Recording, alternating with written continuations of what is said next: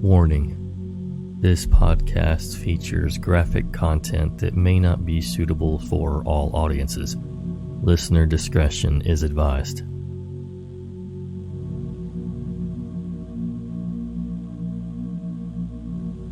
Hello again, Nightmare Society, and welcome to another episode of True Horror Stories. Just a forewarning, this episode does mention some drug use and illicit content, so here's your warning. I'd like to welcome some new Patreon members, especially since it's been several weeks since I've done any shoutouts, as my brain is just not functioning at 100%. So I apologize, guys. Thank you to John the Creepy Story Fan, Celeste S., Lawrence, Presley, Margaret H., Bethan, Katie R., K-Dog, Martin and Ludwig Forever, and Sharon E. Thank you all so much for joining. I appreciate it so much, and hopefully you'll hang in there while I adjust to my life completely imploding. So, glad to have you. Also, a big thanks to our contributors who make this whole thing possible. User ohshitokayfuck, user witchthatshit, user ToxiKZA, user alicemorgon, user classicredditusernam, and operationfilth. Thanks so much for sharing your stories with us. We very, very much appreciate it. Don't forget to subscribe to the podcast on whatever app you use. And we'd love it if you'd head over to our YouTube and subscribe there as well. I know I've been talking about it for quite a while. But before the end of time, we will be putting some additional YouTube content up there. So also, if you're looking for any of the earlier episodes that your podcast app might have cycled out, because there's like a limit of 100 episodes through my distributor, you can find those older episodes over on YouTube as well, if you want to listen to those. So feel free to check it out. Now, get comfy and prepare yourself for another episode of The Nightmare Society.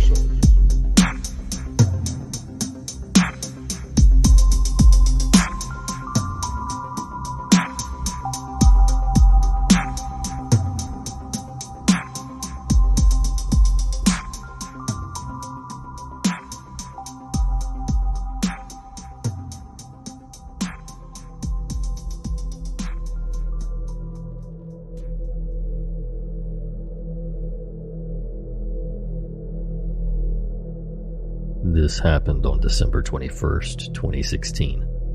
I'm a 21-year-old Canadian girl, was 19 at the time. At this time in my life, I was pretty desperate for attention, so I went to a lot of bad dates and put myself in a lot of bad situations. So when this pretty cute guy started hitting on me, I was pretty flattered and agreed to go do some mushrooms at his place and get to know each other better. Not going into details or anything, but let's just say that was a really bad idea. So I ended up leaving his place around midnight, high as heck, with a long and cold walk to the train station ahead of me.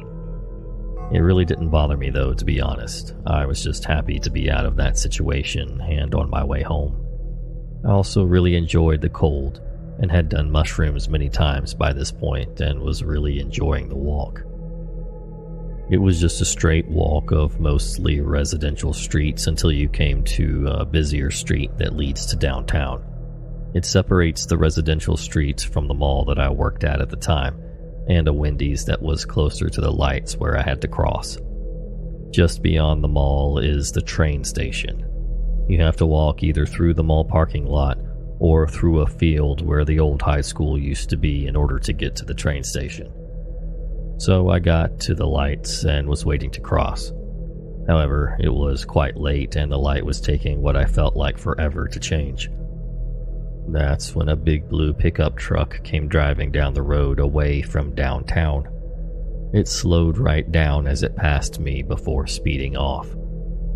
I probably should have sensed some danger, but my incapacitation was worried that he slowed down to let me pass, and when I didn't, he left, making me think that the light wasn't going to change.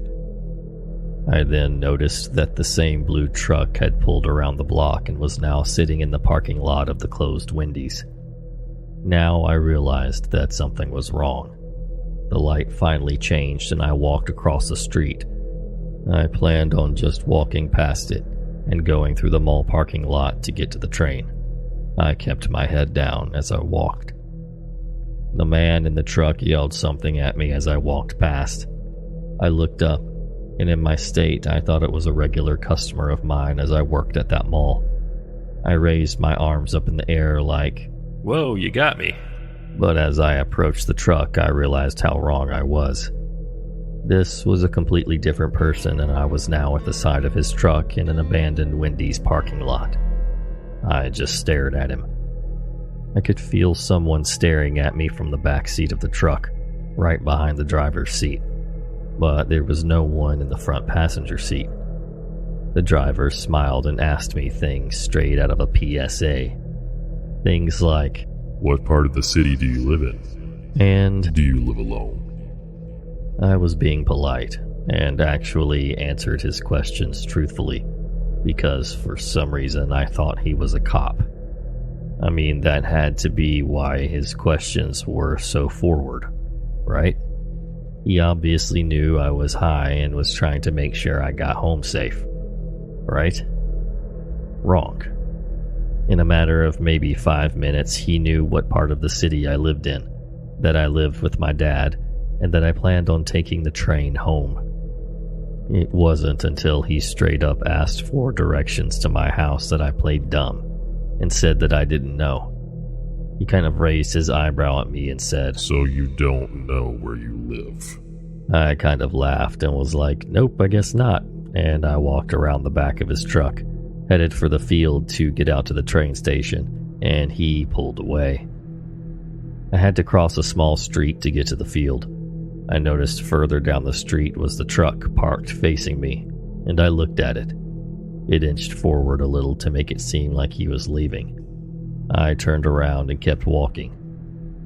I turned around a few seconds later to see the truck still there. I put my arms in the air and yelled, "I freaking see you!" He then drove off as if he was going to circle around the mall. I ran into the field and pulled out my phone. I dialed 911 and paused before pressing the call.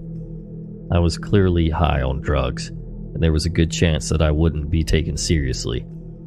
I was also worried that I was going to have to take the cops back to that guy's house, as it had been where I left from, and where I got the drugs from. So instead, I called my dad. By the time he picked up the phone, I was crying. I explained to him what was happening, and he said to get somewhere safe and call a cab. If I had been smart, I would have taken the train a couple of stops in the wrong direction and then called the cab. I didn't. I instead went to the train station that he knew I was going to be at and called the cab. I waited there for 20 minutes.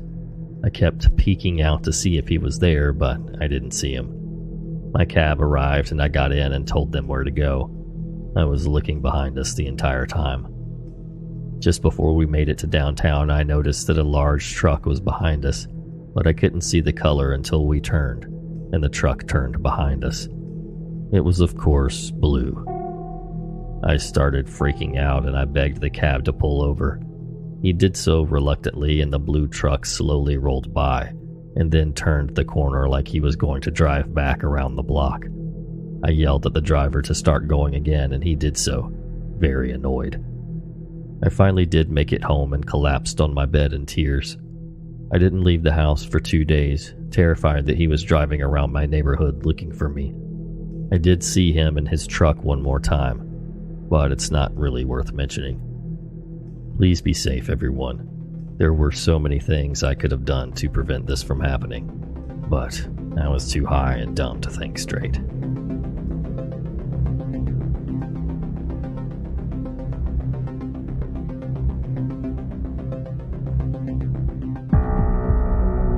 Hello, I'm Robert Crandall, host of Horror Stories Podcast.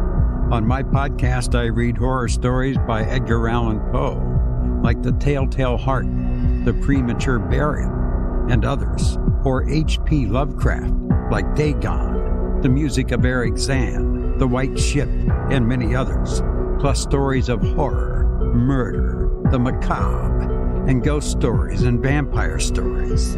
Then there's the listener nightmares, sent in by listeners. After listening to some of them, you'll be afraid to go to sleep. Have a nightmare you want to share with us? Send it to myhorribledream@gmail.com, and I'll read it on the show.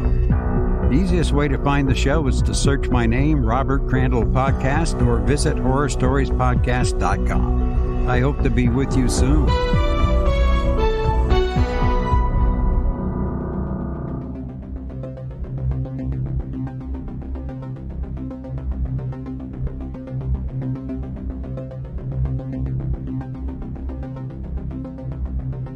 I was really young when this happened, and I know for a fact it was before I was 5. I only have some foggy memory of the event, especially because my mom at the time didn't want to freak me out. For some context, first, we have family all over the country. I remember spending so much of my childhood just on road trips from state to state to visit family, so we know our ins and outs on traveling. 2, when I was a child, I would randomly hug strangers and tell them that I loved them. I was so filled with joy and love that it just spilled over onto other people. There was basically only one stranger I never immediately latched onto the second I saw them, and this is that story. So my mom was taking me to visit some relatives while my dad was staying at home with my brothers. She had to go house sit, and in general is a better caretaker of me than my father, so it made sense that I went with her. We were driving for hours until we finally hit a rest stop and got out to use the restroom. Now, there was already this guy in the parking lot, and according to my mom, it looked like he was watching everyone who was entering and leaving the rest stop. The second we got out of the car, he did too. My mom held my hands as we headed to the restroom, but immediately picked up on the fact that I let go of her hand to hold on to her other hand, the side away from the man. Now looking back, she told me that it was clear somewhere in my tiny brain that I picked up some sign of danger, because I avoided that man as much as I could, and would quicken my pace to the restroom and the car. I never did that with another stranger ever again. I had never blatantly avoided another adult like that. Anyway, we do our business and head back to the car, and the man had gone back to his car and watched us leave, to only then follow us in his own car. My mom immediately realized that was going on and tried to shake him off on the highway. He wouldn't budge and tried to get as close as he could. Apparently, while doing this, a semi-truck driver noticed how frantic and off she was driving and could see her looking back at his car. He realized what was going on and drove up to her side and kind of made eye contact with her, and they were on the same page from then on out. Turns out the driver called up on his radio to the other truckers and told them what was going on. A bunch of drivers from different routes nearby came onto the same highway we were traveling on. A few minutes later, they began blocking out the guy's car and essentially trapping him away from my mother. And as she turned onto an exit to get off the highway to another rest stop, the original truck driver followed us in. He got out and talked to my mom and told her he picked up what was happening, asked us if we were okay, and drove with us to a Burger King and got us something to eat. We talked and he followed us back onto the road until eventually we went our separate routes. So to the guy who was probably going to try to kidnap my mom and I, let's not meet. To the truck driver who probably saved our lives, thank you.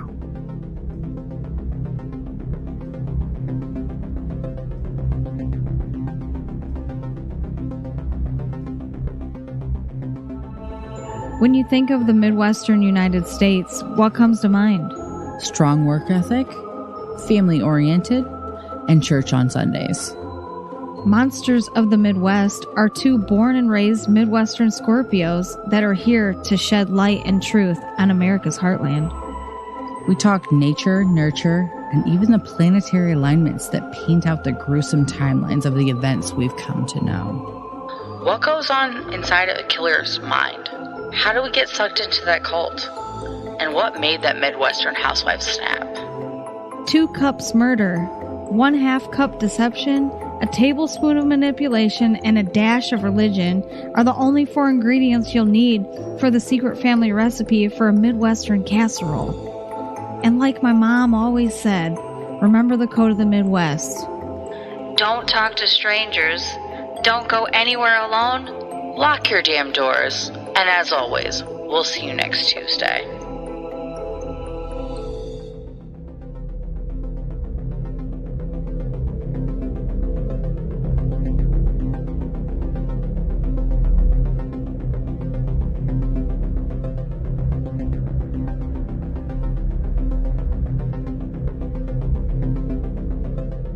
This happened a few months ago to my friends and I.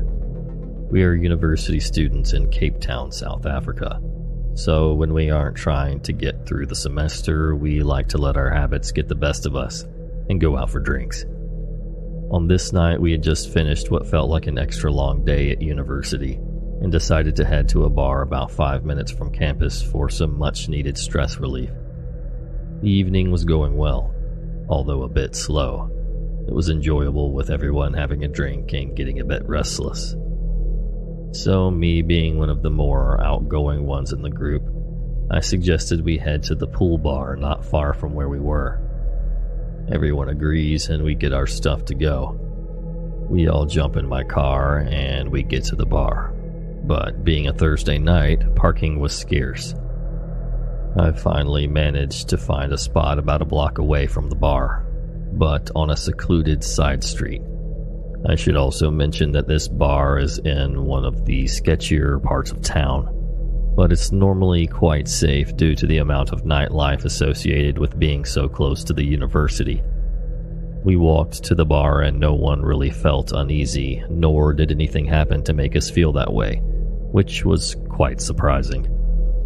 After a few hours of some pool and just relaxing, we decided it was time to grab dinner before restaurants close, as being in South Africa, that means most restaurants, even fast food, close really early, at around 7 to 8 p.m. to comply with the COVID curfew. We decided to stop at the pizza place below the bar to grab some food before we decided what the plan for the end of the night was. So because our group was so large and the pizza place being so small, we decided to have those getting food go inside while the others who didn't would just wait outside on the street. This was an easy decision as the pizza place had a massive open window with a built-on counter, so we could still talk to each other. This is where things started getting a little weird. While we were waiting for our friends inside the pizza place to come out, this massive white van pulls up past us and stops. The driver wasn't an intimidating looking guy. He was skinny, looked to be about average height with shoulder-long blonde hair. A pretty standard looking dude for the kind of area we were in. He calls at me and asks if I think his van could fit in a parking spot just behind him. For perspective, this parking spot could probably fit like a small hatchback maybe. This dude is driving a full, long-sized panel van. This makes me kind of uneasy as I thought that as a driver of a car you should know where your car can definitely not fit, and this was one of them. I explained to him that I didn't think it was worth even attempting. He responds telling me that he has faith in his ability, and I should come stand behind the van and direct him in. This gives me major red flags, and after a few back and forths, he just pulls the emergency brake up and sits and stares at my friends and I for what felt like an eternity. He then thanked us and drove off. This sparks my friends to come outside from the pizza place as they just saw what happened. They were really confused. We all were kind of weirded out but think nothing of it, and everyone eats their pizza, and we try and decide what the plan is for the last hour or two we have before curfew cuts things short. Most of us decide this is where night is going to end, and we're all kind of weirded out by the guy in the van. A few others decided they were going to stay and just Uber home a little later in the evening. When we left the pizza place, a homeless person called us and was insisting that we had nothing to worry about with the guy in the van, which didn't help with anyone's nerves. We then decided to head to the car, but as soon as we turned the corner to approach the side street where the car was parked, we see the van man again.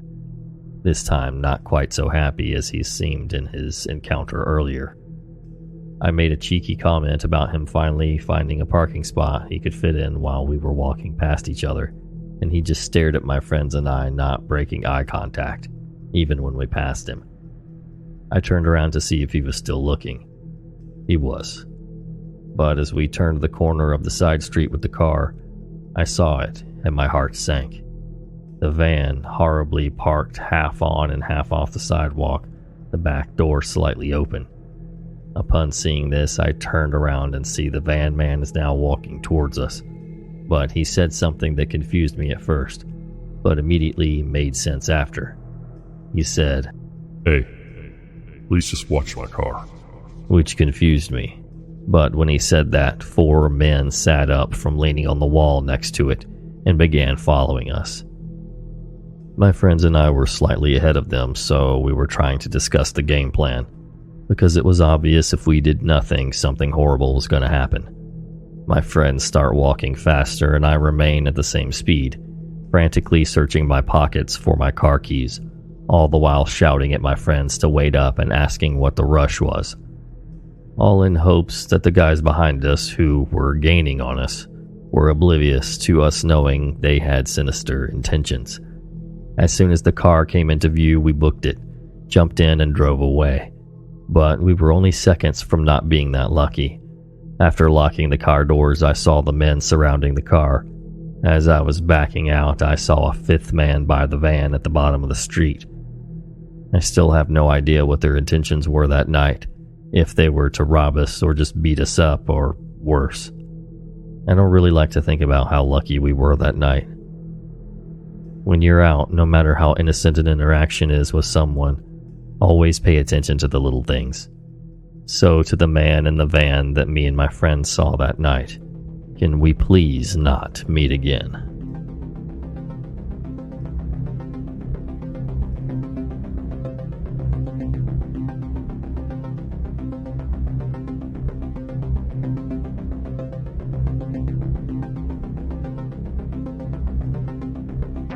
Hello, you. Let me ask you something. Why haven't you subscribed to Class Horrorcast yet? Do you think I'm not gonna notice? Well, I see everything. And I see you wetting your pants right now. The question isn't should you subscribe to Class Horrorcast or not. The question is, did I just subscribe you? Now enjoy the show. I'll be watching.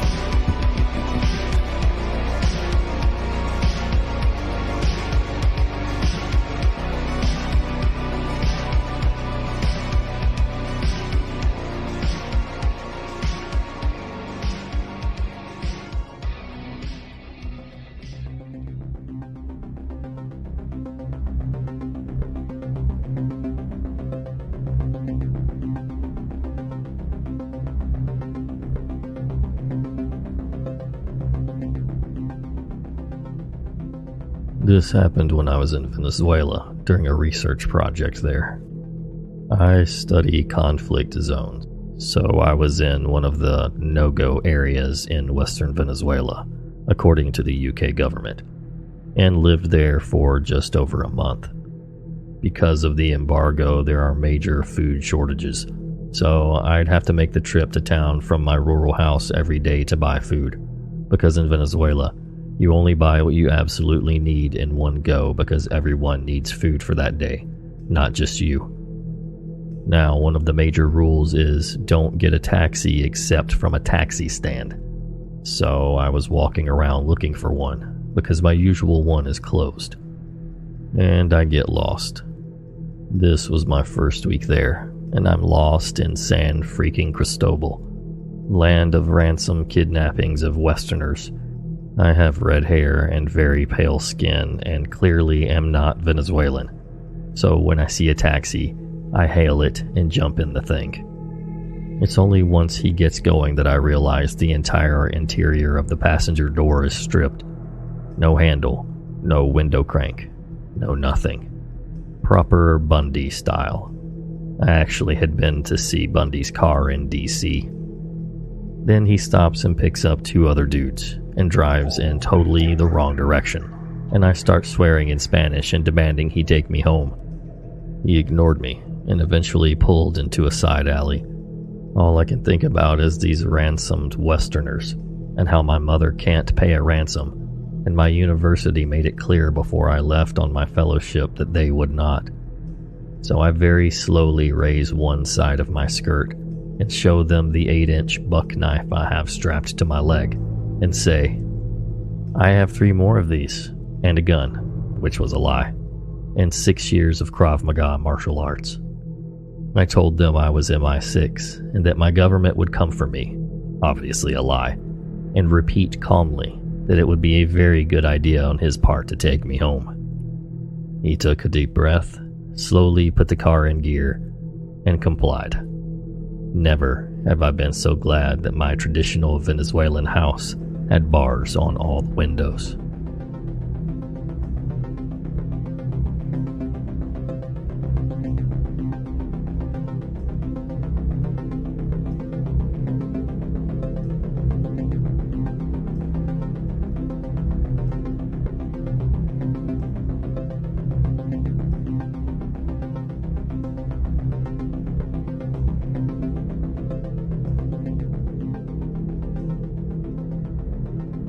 This happened only a couple of months ago, so I'm still quite on edge. I had a group of friends that lived about an hour and a half away from me, and I would frequently go hang out with them. The drive never really bothered me, but after this particular night, I dread it. I first noticed the car about 20 minutes into my trip home. It was about 2 a.m., so not many cars were on the road. This guy was practically riding my bumper, which I thought was strange because there were no other cars out. I quickly wrote it off and tuned back into my music. The time on the freeway is about 55 minutes, and he was behind me the entirety of it.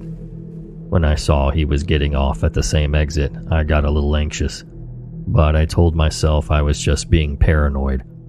I was heading home as I normally would until I noticed that this car was making every turn right behind me. I started turning down random roads to test my theory of them following me, and just as I suspected, they were trailing behind. I stopped going towards my house and started driving randomly, trying to think of what to do. I tried whipping down roads at the last second, but that didn't work. I was driving through red lights and stop signs because I was so scared of what would happen if I stopped. I was desperate at this point, so I called the police and told them I was being followed for over an hour. I gave them a description of the car and my location. The dispatcher told me to drive to the police station and there would be officers waiting in the parking lot. As soon as I turned into the parking lot, the car sped off. One of the police cruisers immediately flipped on their lights and followed them. I stayed at the station and gave my statement, but I never got a call or anything like that. After that night, I only drive during the day. I don't want to know what would have happened if I were to go home. I did follow up with the police station. The officer I spoke with said he wouldn't get into the details, but there was a lot of meth found in the man's car, along with sharp weapons. He's now in jail. I definitely needed that peace of mind.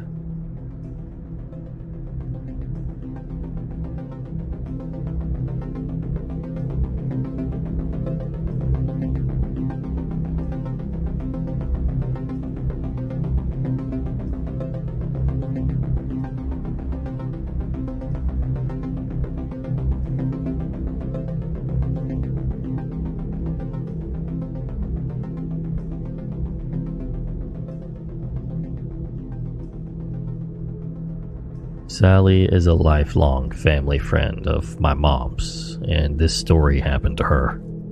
Sally would frequently visit her friends and family in Oklahoma. We live in a small town in southern Ontario, Canada. Sally would drive.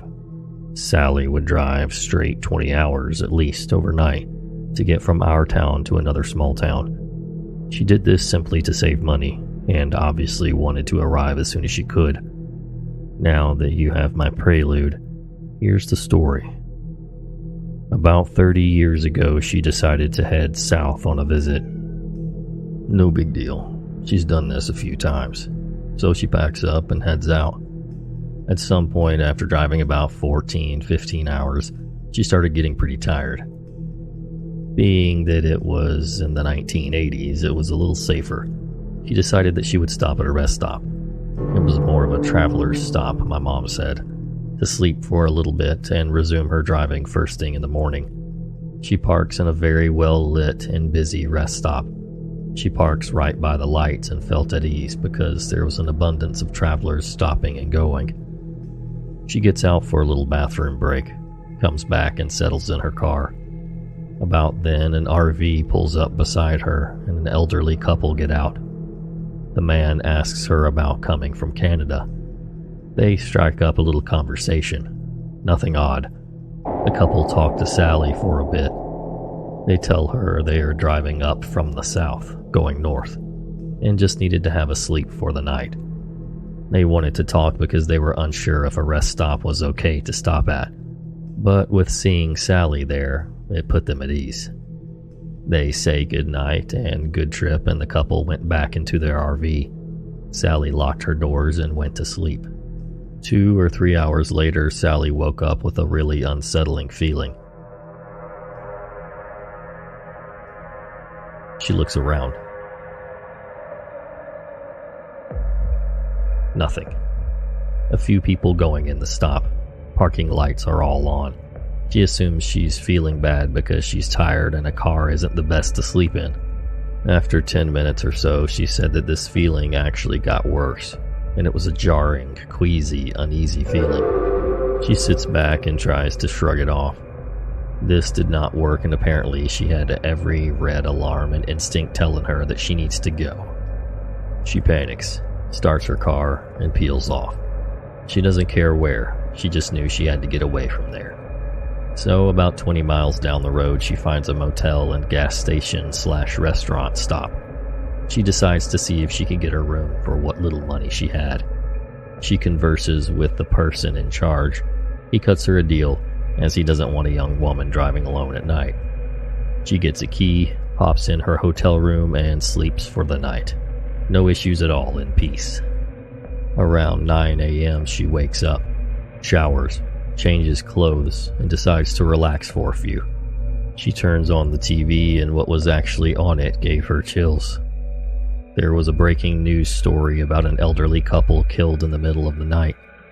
The news shows the RV that Sally was parked next to, the exact spot, exact rest stop.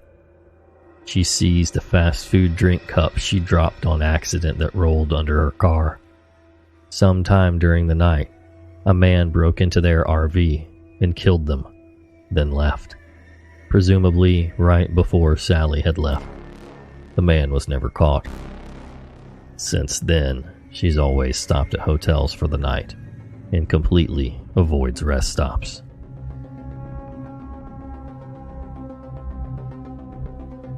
Thank you so much for listening, and until next time.